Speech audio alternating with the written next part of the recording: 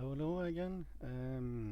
Yeah, this presentation was basically prepared to be run, of course, in full screen mode, but it simply didn't work. So I have to try to do it the hard way, the manual way. Welcome to this video. This is basically my first follow-up video on the A770 GPU, and this is somewhat a combination of impressions and experiences so far I have with this graphic card. I am not into much video editing and stuff, so it's going to be real simple. Let's basically start because I'm a bit pressed for time as usually. So yeah, some pointers here.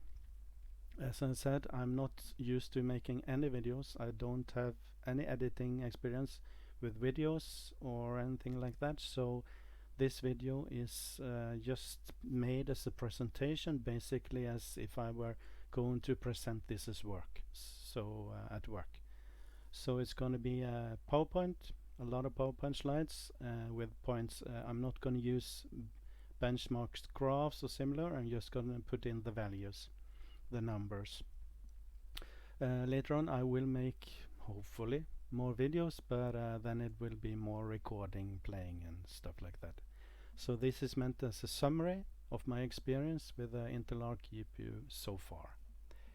So this is not gonna be a typical YouTube video.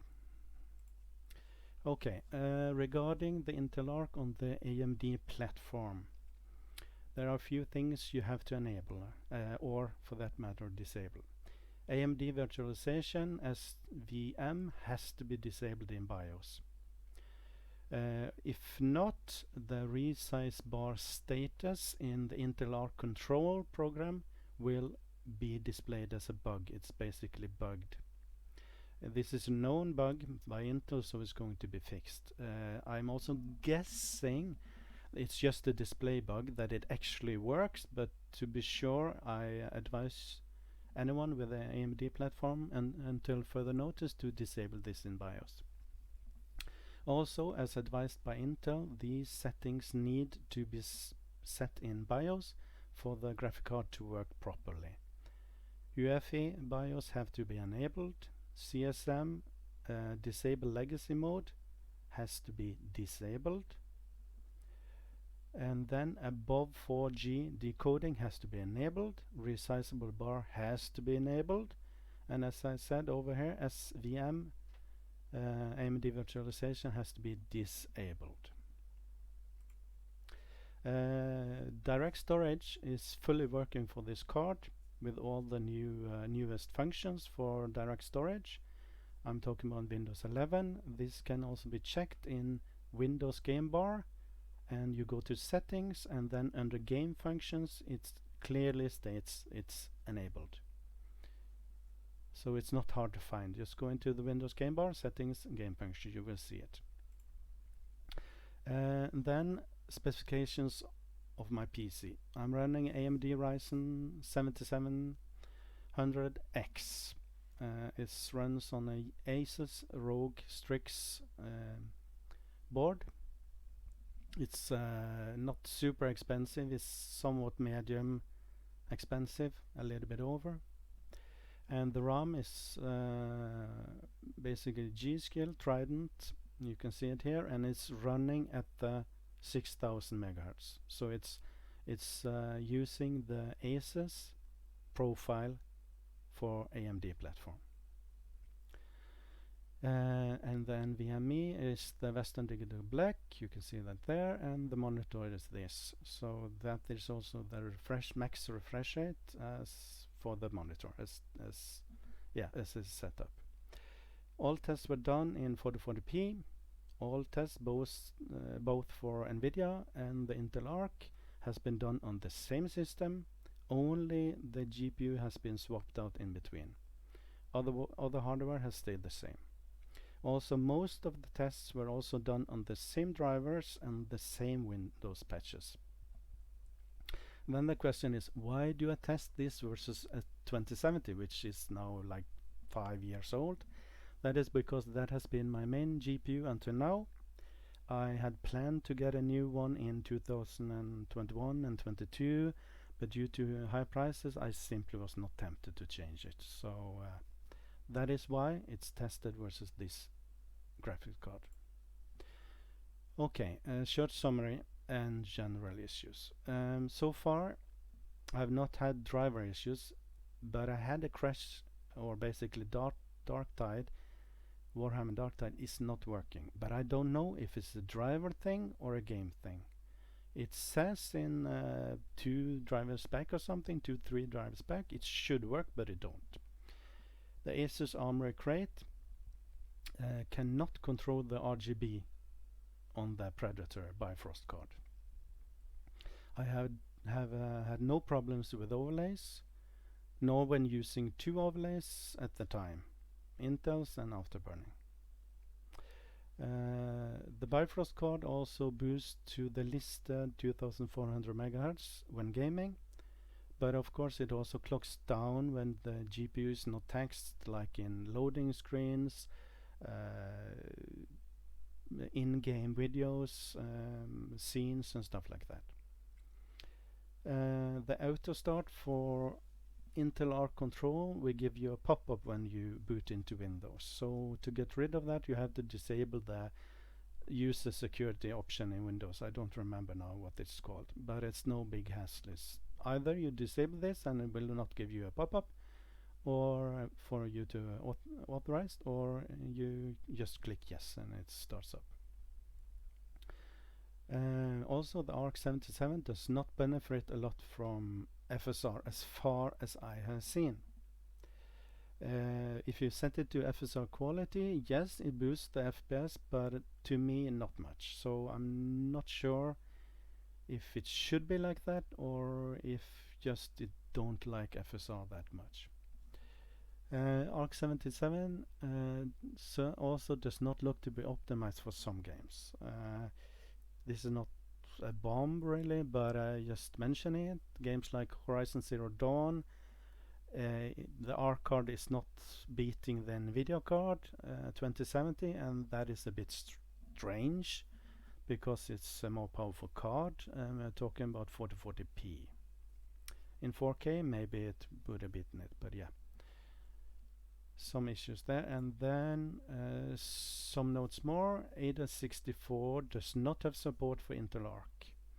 It's in the beta as of February, so it will be in release version of AIDA64 in a short time, a few weeks, but it officially not in the live version so far.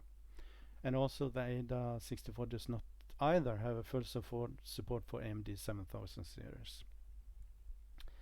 And also I can see in Afterburner that Afterburner has also less sensors for Intel Arc than it has for NVIDIA. Okay, some general comments about some games. For these I don't have numbers really, I'm just gonna state my general impression. Grounded, it's Unreal Engine game, it works okay. Nothing special there. New World works really nice. FPS seems to be definitely higher than a 2070, but I don't have exact numbers. Elden Ring, same thing, works really nice. Game is capped as far as I can see at 60 FPS in game, and at 60 FPS the GPU is running at 76% usage, so it could have gone further up, but it's capped. Dark Tide, as I said earlier, this crashes. It crashes after you're about to start loading your character. I've not gotten it to work. Not sure why. It should have worked. It's even in the game ready drivers from Intel. Destiny 2 works really nice, no problems at all. State of Decay 2 is currently bugged, but it can be fixed. The problem is the game is defaulting to the internal GPU in the processor, in the CPU, and it's not using the Intel Arc GPU. The only way I have found to fix this is to disable the internal GPU in Device Manager in Windows. When you then start up the game, it works normally. And when it then starts, it looks to be performance-wise more or less same as the 2070. Again, it's a bit older Unreal Engine game, so that is pretty normal for Unreal Engine games. Further on, for Valheim, it looks really good, both in DirectX and Vulkan.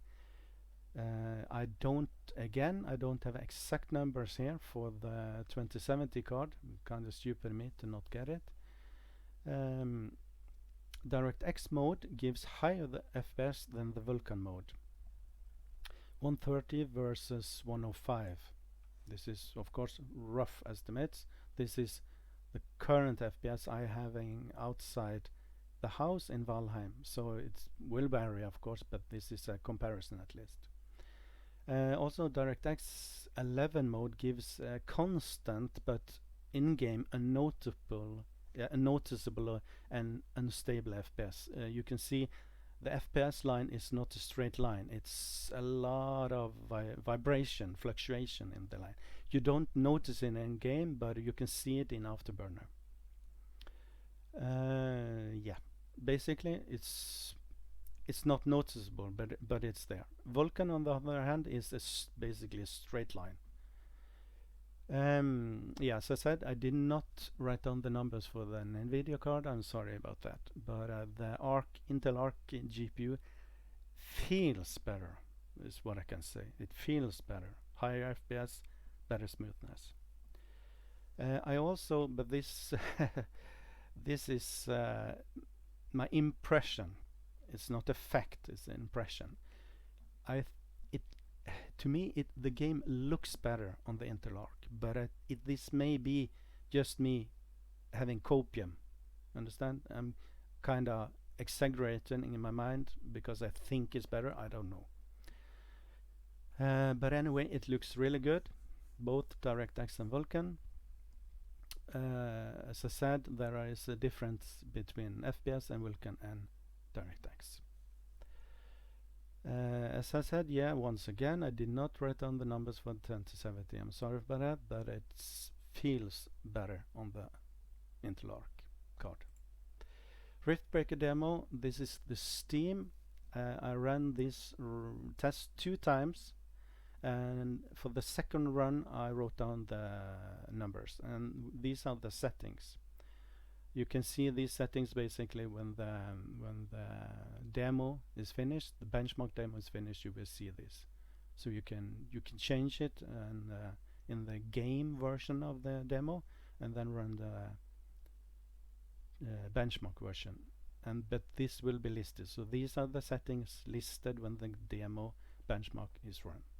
On the 2070, these are the numbers for the CPU run, and these are the numbers for the GPU test. There are 2 different tests, and as you can see, the numbers are higher for the Intel Arc on both instances. Both tests ran higher.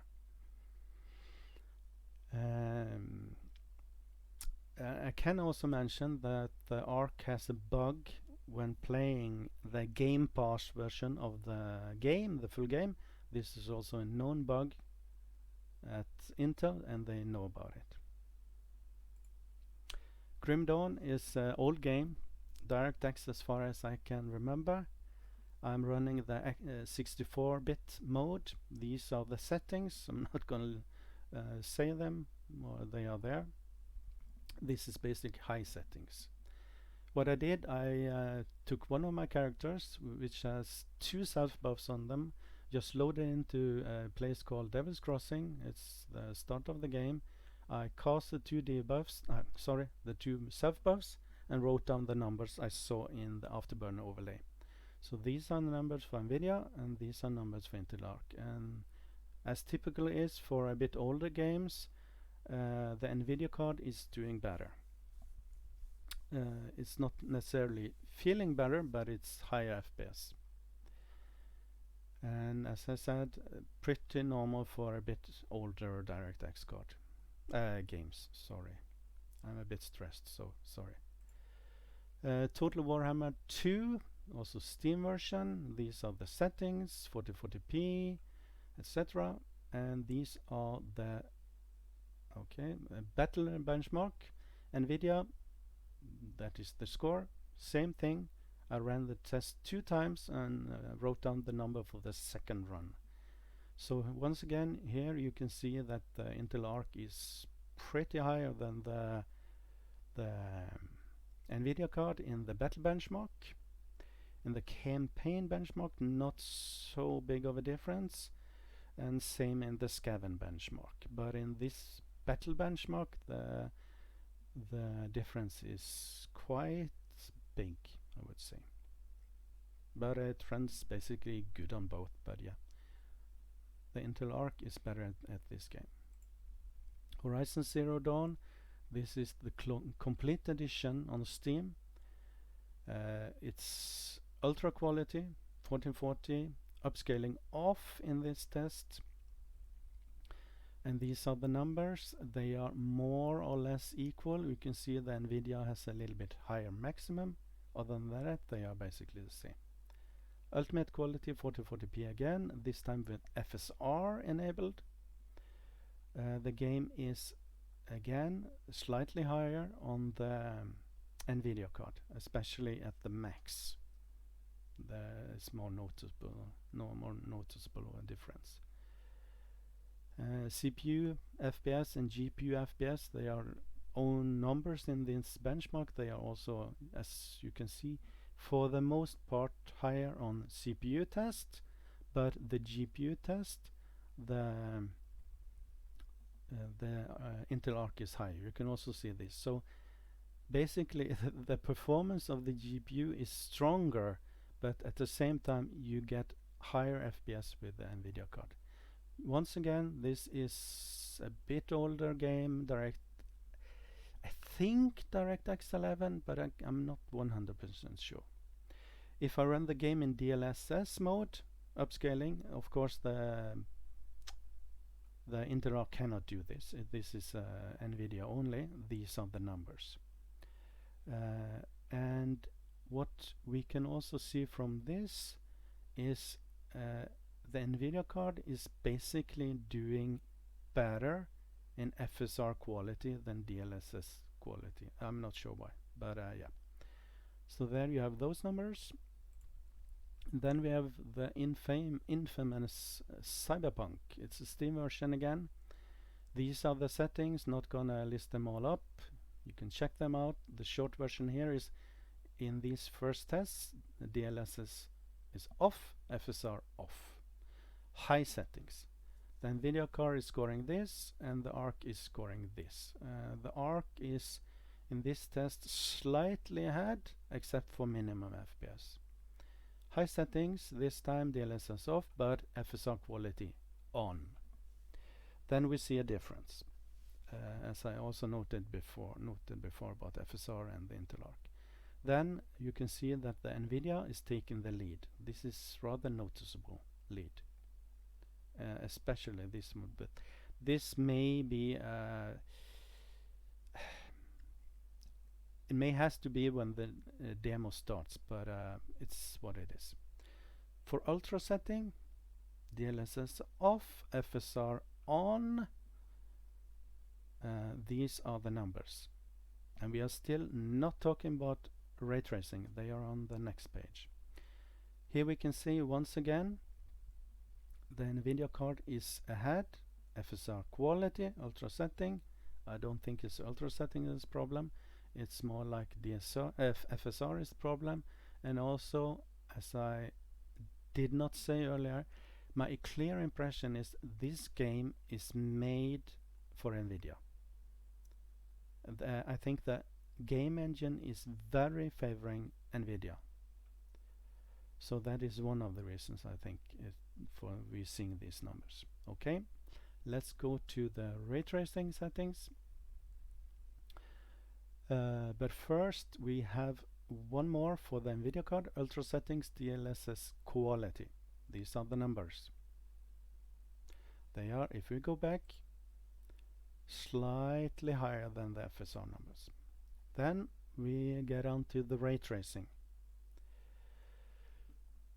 And of course the 2070 cannot do ray tracing, so this is only the Intel Arc card. DLSS off, FSR off, ray tracing, everything maxed. That is Psycho, I think, and everything maxed. These are the numbers. This is 1440p without any upscaling. Ultra settings once more. Ray tracing set to maximum, this time with FSR 2.1 quality mode. You see the FPS goes up, but not by much. This is not playable basically. Then we have ultra settings still with FSR 2.1, but slightly lower ray tracing. It's RT reflections and RT lights ultra, so it's slightly lower. Then you will see that the numbers are only again slightly higher. So this game does not have XeSS, and that is the problem for the Intel card.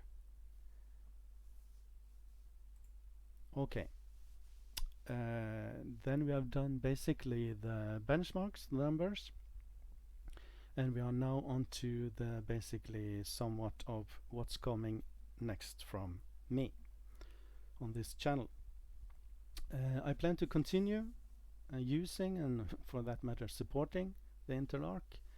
To me it's a good refresh, or should I say a good new player in the GPU market, which is right now extremely overpriced. Yeah, I know, inflation, blah blah blah, but still it's extremely overpriced as it is now, both from AMD and especially Nvidia. There are many games I've waited to play which I have not played because I was waiting for a new GPU, so I have a pretty big backlog of games. As I said here, one of the new to me games I plan on playing is Death Stranding, and I actually started to play it yesterday. It's really nice with XeSS enabled, everything at maximum at 1440p. I'm getting inside the room, his sleeping quarters, 130, I repeat, 130 FPS. Outside, walking around, the FPS is usually 100 plus. So it's really nice, really smooth, and looks absolutely fantastic. I would like to also play the new Harry Potter game, Hogwarts game, but I'll see what I do. I do not like the DRM they are using, so I wish they removed it, but yeah, we can hope. Now, of course, I will also continue to play the games I have been playing, and also several games I haven't finished. And I plan to do either streaming or do some recordings. I'm guessing it will be recordings because it's easy for me to do. Because my problem right now is my living situation.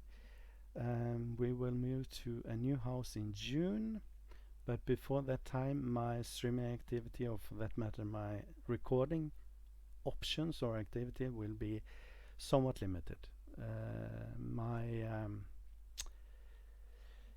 free time and also my physical space, it has to be to a certain degree silent, is not that not good at the current time. And of course what I plan to do is make some recordings of me playing games, and of course if there is something special you want me to test, if I have the game and I find it's okay or fun or whatever, I can do some tests on those games. So if that is the situation, I suggest you make a comment in the video, and I can see what I can do. So that is a short status right now. I would love to have the options to do more streaming and record more videos, but sadly right now it's hard for me to do, and that is also why these videos are not much prepared. I'm kind of stressed out, pressed for time, so the quality is not the best, neither is the presentation. So don't be shy to reach out. You can comment in the video if there's anything you want to see, and also don't be afraid to like the video. The more attention it gets, of course, the higher, or how should I say this, the greater is the chance for me to actually focus my time to make more videos. So that's it for now. Thank you for watching, and I hope you see you again later. Bye bye.